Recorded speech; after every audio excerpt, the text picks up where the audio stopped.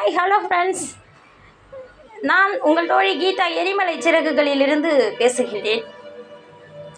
எனக்கு ரொம்ப ஆசை, சந்தோஷமாகவே வாழணும், சந்தோஷத்தை பற்றியே பேசணும், சந்தோஷமாகவே சிரிச்சுக்கிட்டு இருக்கணும் அப்படின்னு சொல்லிட்டு எனக்கு ரொம்ப ஆசை. நான் லைஃப் லாங் நான் வேலைக்கு போன இடத்துலையோ படித்த இடத்துலையோ ரொம்ப சிரிச்சுட்டே இருப்பேன். ஆனால் அதுக்கு காரணம் என்னன்னு கேட்டிங்கன்னா, அது மகிழ்ச்சியான சிரிப்பு அல்ல. இடுக்கன் வருங்கால் நகுக அதனை அடுத்தூர்ந்து வருவதற்றில் அப்படின்னு சொல்லி வள்ளுவர் சொல்வார் இல்லைங்களா? துன்பம் வரும் வேலையிலே சிரிங்க, அதுபோல் என் வாழ்க்கை துன்பம் வரும் வேலையிலே நான் சிரித்து கொண்டே இருந்தேன் அப்படின்னு நம்ம சொல்லலாம்ப்பா. ஆனால் நான் நினைக்கிறது, நம்ம எப்பயும் அதிகமான துன்பத்தை வழியில், அதாவது நம்ம மனசை ரிலீஸ் பண்ணிக்கிறோம். ஒரு சுமை, இப்போ ஒரு 5 கல் ஒரு தட்டில் வச்சு நம்ம தலையில் வச்சுருக்கோம். அந்த தட்டை தூக்கி நம்ம இப்போ உங்கள் அடுத்தவங்க தலையில் வைக்கிறோம்னு சொன்னால் அந்த வெயிட் அப்படியே போயிடுது இல்லையா? ஏன்னா அது உடல் ரீதியான சுமை. ஆனால் மன ரீதியான சுமை அப்படிங்கிறது அப்படி கிடையாது. இப்போ நான் என் மனசில் ஒரு ரகசியமான ஒரு விஷயத்தை போட்டு அழுத்தி வச்சுருக்கேன். அதை உங்ககிட்ட சொல்லும்போது அது உங்கள் மனதை அழுத்துவது கிடையாது. ஏன்னு சொன்னாக்கா அந்த சுமைக்கு வெயிட் கிடையாது. நீங்கள் பிடிச்சிருந்தா பார்க்கலாம், ஸோ அதோட அதை விட்டுடலாம் இல்லையா? இதுதான் உங்களுடைய ஸ்டேட்டஸ் இல்லைங்களா? அதனால தான் துணிஞ்சு நான் என் துன்பங்களை எல்லாம் என்னுடைய தோழிகளோடு நான் பகிர்ந்து கொள்கின்றேன், என்னுடைய தோழர்களோடு நான் பகிர்ந்து கொள்கின்றேன். சரிங்களா? ஏன்னா இந்த அம்மா எப்போ பாரு, ஏன்னா நானும்ப்பா எல்லாத்தையும் எப்படியாவது வெளியே சொல்லிவிட்டு ஃப்ரீ பேர்ட், ஐஎம் ஏ ஃப்ரீ பேர்ட் அப்படின்னு ஆகணும் அப்படின்னு நான் நினைக்கிறது. ஆனால் தொட்டாயத்தூரும் மணக்கேணி அப்படிங்கிற மாதிரி வந்துக்கிட்டே இருக்குங்க. என்னோடய சேனல் பேரே பார்த்திங்கன்னா எரிமலை சிறகுகள். ஏன் எரிமலை சிறகுகள்? என் மனசில் இருந்த வெப்பம் எனக்கு அந்த பேரை வைக்கணும்னு தோணுச்சு. நான் அக்னி சிறகுகள் வைக்கணும்னு தான் நினச்சேன். ஆனால் அக்னி சிறகுகள்னு போட்டாக்கா அப்துல் கலாம் ஐயாவோட புத்தகம் வந்துடும் இல்லையா? அதனால் எரிமலை சிறகுகள் அப்படின்னு சொல்லிட்டு நாங்கள் வச்சோம். சரிங்களா? நம்ம நெருப்பு மேலே நின்று தான் என் வாழ்க்கை அமைஞ்சிருக்கு. அதனால தான் நான் எரிமலை சிறகுகள்னு வச்சேன். இன்றைக்கி ஒரு முக்கியமான ஒரு கஷ்டத்தை உங்கள்கிட்ட பகிர்ந்துக்கிறேன்னு வச்சுக்கோங்களேன். அதாவதுங்க, ஒரு பெண் ஒரு முதல் தலைமுறை பட்டதாரி, ஒரு தலைமுறை முதல் பட்டதாரின்னு சொல்லுவாங்க இல்லையா? முதல் தலைமுறை பட்டதாரி அப்படின்னு சொல்லுவாங்க இல்லையா? என் குடும்பத்தில் அது நான் தான் முதல் தலைமுறை பட்டதாரி என் குடும்பத்தில். எங்கள் அப்பா பிடிஓ வந்தாலும் பியூசி தான். ஏன்னா அவங்க இன்றைக்கி உயிரோடு இருந்தாங்கன்னா 90 வயசுக்கு மேலே இருக்கும். அப்போல்லாம் இந்த மாதிரி கிடையாது.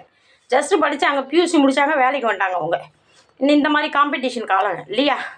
அப்படி பார்க்கும்போது நான் தான் டிகிரி படிக்கிறேன். எனக்கு 3 அண்ணமே மேக்ஸிமம் 10th 12th அந்த ரேஞ்சு தான். எனக்கு தெரிஞ்சு எங்கள் சின்ன அண்ணன் 12th நினைக்கிறேன், எனக்கு தெரியாது. எங்கள் பெரிய அண்ணன் 10th கூட கிடையாது. எங்கள் நல்லண்ணா 10th ஜஸ்ட்டு போனார், அதோட சரி, எக்ஸாம் முடிக்கல. எங்கள் பெரிய அண்ணன் 10th கிடையாதுன்னு தான் நான் நினைக்கிறேன். எங்கள் சின்ன அண்ணன் 10th முடிச்சிருக்காரு, ஐடிஐ படிச்சிருக்காரு, டிஃபார்ம் படித்தார், அது டிஸ்கண்டினியூடு. அப்படி பார்த்திங்கன்னா எங்கள் வீட்டை பட்டதாரி அப்படின்னு சொன்னால் அது நான் தான் முதல்ல. சரிங்களா?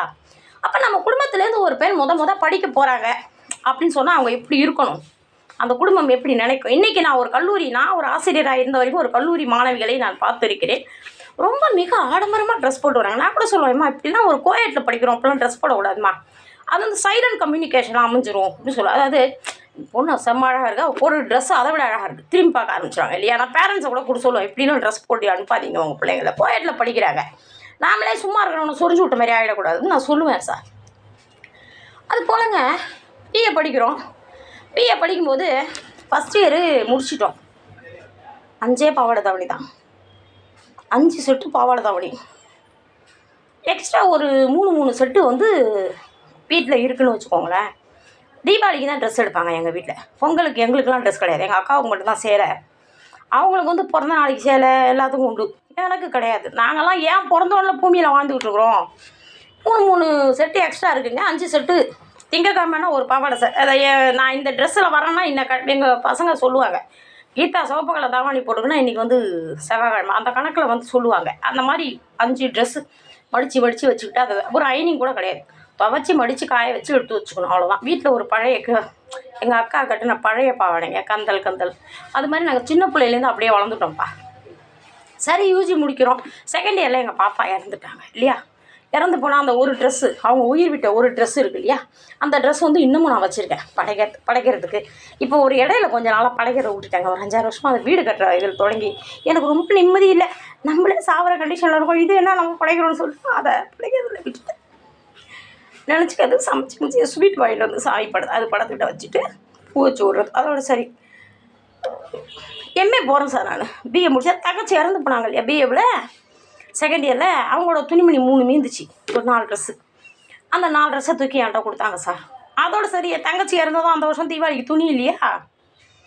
அப்புறம் என் தங்கச்சி செத்தனால நான் பூ விட்டுட்ட மாதிரி இது வரைக்கும் நான் தீபாவளி பொங்கல் 28 29 வருஷம் இருக்கும். 98லேருந்து சார் நான் இன்ன வரைக்கும் தீபாவளி பொங்கல் கொண்டாடினதில்லை. புது துணி எடுத்து கட்டினது கிடையாது. வேறு ஏதாவது சும்மா ஏதாவது ட்ரெஸ்ஸு எடுக்கிறது அந்த மாதிரி வர்றது உண்டு. நானாக போய் நேரடியாக துணிமணின்னு எடுத்தது கிடையாது சார்.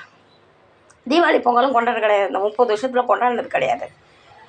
சரி, அதோட பாவாடை தாவணி எல்லாம் வச்சு நாங்கள் யூஜி முடிச்சுட்டேன். நான் சைக்கிளில் போவோம்.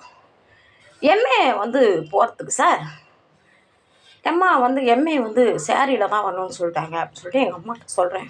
பாவாடை தாவணியில் போனால் பாவாடை தாவணியில் அலௌடு இல்லை. பொதுவாகவே வந்து 23 வயசுக்கு எம்ஏ சேர்ந்தவங்களுக்கே பாவாடை தாவணி அலௌடு இல்லை சார். நான் வந்து 28 வயசில் தான் எம்ஏவே போகிறேன். ஏன்னு சொன்னாக்கா எனக்கு டிகிரி முடித்து 5 வருஷம் எனக்கு அனுமதி கொடுக்கல. +2 முடிச்சு டிகிரி சேர்கிறதுக்கு. அது ஒரு தனி கதை. அது ஒரு ஷார்ட் வேணால் போடலாம், அந்த அளவுக்கு இருக்கும் கதைன்னு வச்சுக்கோங்களேன். வந்து சொல்கிறேன், வீட்டில் வந்து சொல்கிறேன், திங்கக்கிழமை வரும்போது சேலையில் தான் வரணும்னு சொல்கிறாங்க அப்படின்னு சொல்கிறேன். எங்களை அதான் இறந்து போயிடுச்சு இல்லையா பாப்பா 2 வருஷத்துக்கு முன்னாடி. அப்போது அவங்களுக்கு சம்மந்தி புடவைன்னு கொண்டு வந்து கொடுப்பாங்க தெரியுங்களா. சம்மந்தி கருமாதி புடவை எடுப்பாங்க இல்லையா. அந்த புடவையை சார் செத்து போனவங்களுக்கு எடுத்த புடவையா சார், அது வந்து கட்டவே இல்லை. எங்கள் அம்மா கட்டிக்கிறேன். ஆக்சுவலி அது அம்பர் புடவை. எங்கள் அம்மா கட்ட முடியாது, மொத்தமாக இருந்துச்சு. அம்பர் சாரி எங்கள் அம்மா கட்ட, வாயில் சாரி தான். எங்கள் அக்கா வந்து அதை கட்டிக்கலாம், ஆனால் அதை தொடலை. செத்து போனவங்க துணியை. அதில் ஒரு 3 சேலை இருந்துச்சுங்க. எனக்கு 3 அண்ணா இல்லையா, 2 சம்மந்தி, ஒரு எங்கள் பெரியப்பா பொண்ணு, அவங்க 3 சேலை வந்துச்சுன்னு வச்சுக்கோங்களேன். அந்த 3 சேலை எடுத்து எனக்கு எம்ஏவுக்கு ஃபஸ்ட்டு வருஷம் எனக்கு கொடுக்குறாங்க. என் தங்கச்சி புடவையை நான் கட்டிக்கிறேன், அதை பற்றி நான் தப்பு சொல்லிங்க. ஆனால் ஒரு கல்லூரிக்கு ஒரு பிஜி படிக்க போகுது நம்ம பொண்ணுனா, அவளுக்காக ஒரு 10 சாரி, ஒரு காட்டன் சாரி, ஒரு ஏதோ ஒரு நல்ல சாரி எடுத்து வந்து கொடுக்கலாம் இல்லையா. இல்லைங்க, அந்த ஒரு பழைய சாரி 3 சாரி எங்கள் அக்கா கட்டியிருந்த ஒரு பழைய சாரி ஒரு 3-4 சாரி கொடுத்து சார், மொத்தம் வந்து 5-6 சாரி கொடுத்தாங்க. நான் ஒரு சாரி எதுக்கு 5-6 சாரி கொடுக்குறீங்க, 5 நாள் தானே காலேஜ், கோபம் எனக்கு வந்துச்சு.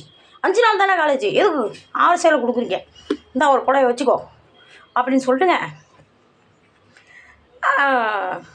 5 புடவை, திங்கக்கிழமை 1, செவ்வாய்க்கிழமை 1, புதன்கிழமை 1, வியாழக்கிழமை 1, வெள்ளிக்கிழமை 1, 5 புடவை தான். 5 புடவையில் தான் நான் எம்ஏ படித்தேன். ஃபஸ்ட் வருஷத்துக்கு 5 புடவை, செகண்ட் வருஷத்துக்கு அடுத்து எங்கள் அக்காவோட பழைய புடவை 5 புடவை, ஜாக்கெட் மட்டும் புதுசாக தைச்சு. அப்போ வந்து அது ஒரு சேலை அந்த நாளையில் இந்த குதிரைப்பட்டுன்னு சொல்லுவாங்க, 600 ரூபா அந்த நாளையில் வச்சுக்கோங்க. ஜரிகாக இருக்குங்க, அப்படியே சுருங்க, அப்படியே அடிக்க ரொம்ப பாசி பச்சையில் மிட்டாய் rose border, full and full ஜரிகை ஒர்க்கு. இந்த சேலை எனக்கு நல்லா இருக்குமா என் கருப்புக்கு. பிஜிக்கு எனக்கு கொடுக்குறாங்க எங்கள் அக்கா. ஒரு 10 கட்டு கட்டிட்டு சாயம்லாம் போயிடுச்சுன்னு சொல்லிட்டு சுருங்கி போச்சுன்னு சொல்லி என்ன கொடுத்தாங்க. அந்த சேலையை கட்டி நான் அடிக்கடி போனேன் நான் கல்லூரி. அப்போ என்னுடைய அசோகன் சார், இவர் இருக்கார் இல்லையா நடுவில், இவர் என்னுடைய எழுத்திலக்கண புள்ளி அசோகன் சார் என்னை கூப்பிட்டு தனியாக கூப்பிட்டாரு. உன்கிட்ட கொஞ்சம் பேசணுமா, வாமா.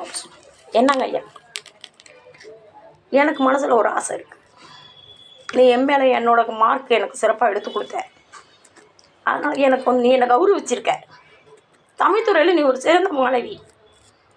ஆனால் நீ இந்த மாலை வந்து இந்த 5 புடவையில் நீ வர மற்ற பிள்ளைங்கள்லாம் ரொம்ப கிராண்டாக 1000 ரூபாய் 700 ரூபாய்,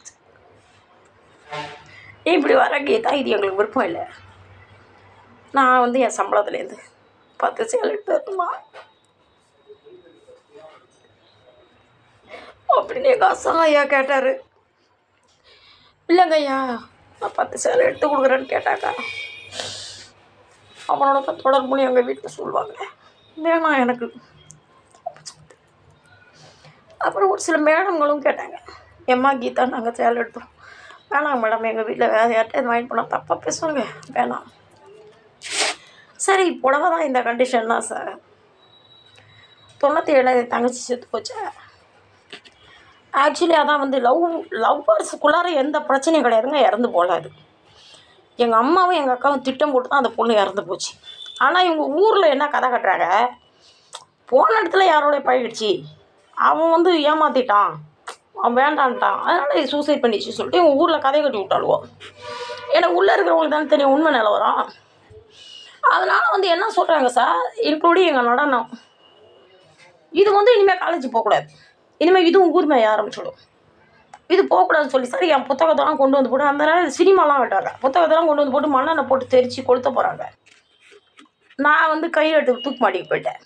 எங்களால் தான் செத்த ஒரு 15 நாளையில், என் தங்கச்சி செத்த 15 நாளையில் என்னை கல்லூரி போகக்கூடாதுன்னு தடுக்கிறாங்க.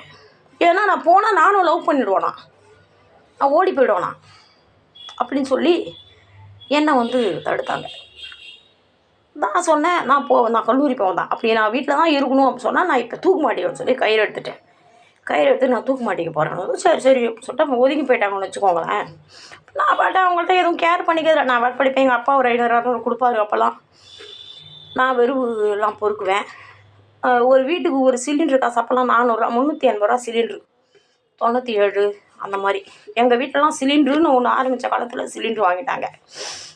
92 90 91 வாக்கிலே சிலிண்டர் வாங்கிட்டோம் எங்கள் வீட்டில் கேஸ் கனெக்ஷன்.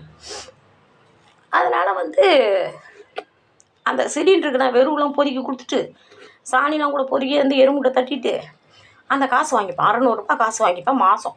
அந்த 600 ரூபா காசை எடுத்துகிட்டு போய் சீட்டு கட்டி வைப்பேன்.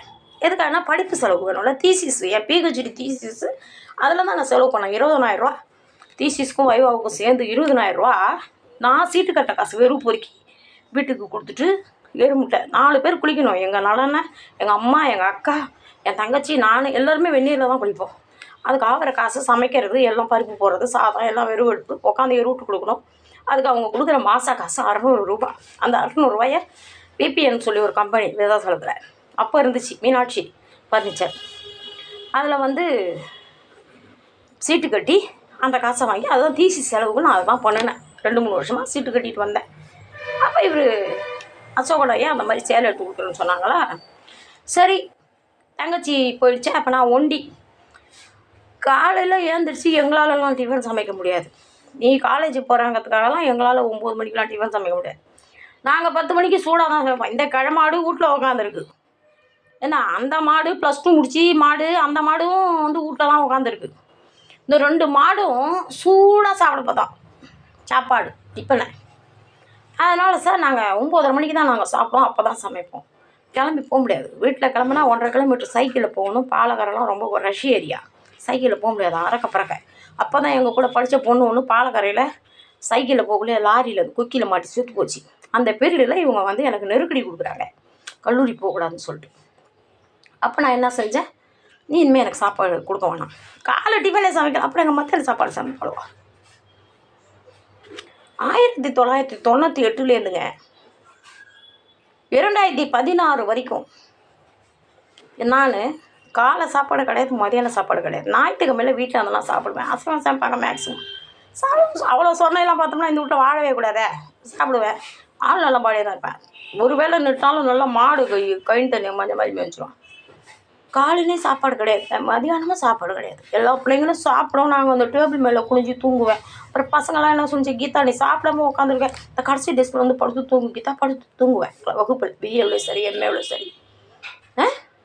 அப்புறம் நான் வேலைக்கு போனேன். அதே எனக்கு ஹேபிட்டாக போயிடுச்சு. இன்றைக்கி நான் வெளியில் இப்போ திருப்பதி கூட LLB 3 வருஷம் படித்தேன்.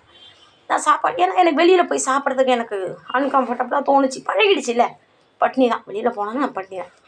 ஒரு வீட்டில் சமைச்சு கொடுக்கலிங்க. நான் வந்து பசி பட்னி, காலையில் பட்னி, மதியானம் பட்னி. அதில் தான் நான் தூங்கிட்டேன். எம்ஏவில் வந்து இலக்கண கிளாஸில் தூங்கிட்டேன். அதுதான் எங்கள் ஆசிரியர் நடித்தார். அப்போ தான் அவர் கூப்பிட்டு கேட்டார், உனக்கு எப்படி தூக்கம்? பசிங்க ஐயா காலையில். அப்புறம் கேட்டாங்க, சாப்பாடு வாங்கி தட்டுமா கீதா? வேணாங்க ஐயா வேணாம் அப்படின்னு சொல்லிட்டு நான் சாப்பிட மாட்டேன். காலையில் சாப்பாடு கிடையாது, மதியானம் சாப்பாடு கிடையாது. 98 ஆரம்பித்த பழக்கம் 2016 வரைக்கும் அந்த பழக்கம் வந்துச்சு. வீட்டில் இருந்தேன்னா சாப்பிடுவேன். 2 வேளை தான். இன்றைக்கி நான் 2 வேளை தான் சாப்பிடுவேன். 3ஆவது வேளை சாப்பிடுவேன். ஏன்னா அந்த ஞாபகார்த்தமாக. அப்போது என்ன கல்லூரியில் வந்து என்னுடைய தாளாளர் கோவிந்தசாமி தொடக்கத்தில் நல்லா தான் மதித்தாங்க. அப்புறமா தான் வந்து யாரோ எவனோ சொல்லி கொடுத்துட்டான், பொட்டச்சியை மேலே கொண்டு வராதிங்க அப்படின்னு சொல்லிட்டு. இதில் வந்து இவர் தான் டாக்டர் கோவிந்தசாமி. இவர் வந்து நான் வேலைக்கு போனதும் என்னை கவனிச்சுட்டு அப்புறம் இதெல்லாம் கேள்விப்பட்டுட்டு ஒரு நாள் வந்தார். கேன்டீனில் ஒரு ஸ்பெஷல் அக்கௌண்ட் தொடங்கினார். அவர் காலேஜ் கேன்டீனில் 2016 Ramadas arts and science. 2009 canteen தொடங்குறாரு. அதான் கேன்டீனில் ஸ்பெஷல் அக்கௌண்ட் தொடங்குறாரு. டாக்டர் RG அப்படின்னு போட்டு ஒரு அக்கௌண்ட் தொடங்குறாரு. பிரின்ஸிபாலுக்கு டெய்லி டீ காஃபி எல்லாம் போயிடும். கரஸ்பாண்டில் டெய்லியுமா வராங்க. அதுவும் அவர் டாக்டர், அவர் இங்கே வந்தால் சாப்பிட கிடையாது.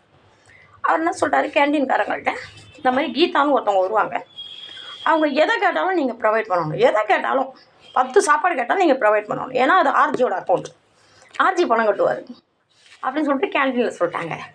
கேன்டீனில் சொல்லிவிட்டு என்னை வந்து கிளாஸில் வகுப்பில் டிபார்ட்மெண்ட்டில் ஸ்டாஃப் ரூமில் பார்த்து என்னை டாக்டர் ஆர்ஜி கூப்பிட்டு வர சொல்லி பிரின்ஸிபல் ரூமுக்கு என்னை கூப்பிட்டு போய், எம்மா கீதா நீங்கள் இந்த மாதிரி மதியானத்தில் சாப்பிட்லன்னு நான் கேள்விப்பட்டேன், ஒரு மாதமாக உன்னை வாட்ச் பண்ணிட்டு எனக்கு சொன்னாங்கம்மா, நல்லா கிளாஸ் எடுக்கிறீங்க, நல்லா சவுண்ட் எஃபெக்ட் சூப்பராக இருக்குது உங்கள் வகுப்பு கிளாஸ் ஹேண்டிங் பவர் சூப்பராக இருக்குது.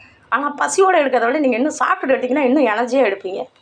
ஸோ நான் கேன்டீனில் வந்து நான் என் பேருக்கு அக்கௌண்ட் ஓப்பன் பண்ணியிருக்கேன், நீங்கள் போய் உங்களுக்கு எது வேணுமோ நீங்கள் சாப்பிடு, டெய்லி 500 கூட நீங்கள் வாங்கி சாப்பிடுங்கம்மா, நான் வந்து நான் மாதம் நான் பணம் கட்டிக்கிறேன் அப்படின்னு சொன்னார்.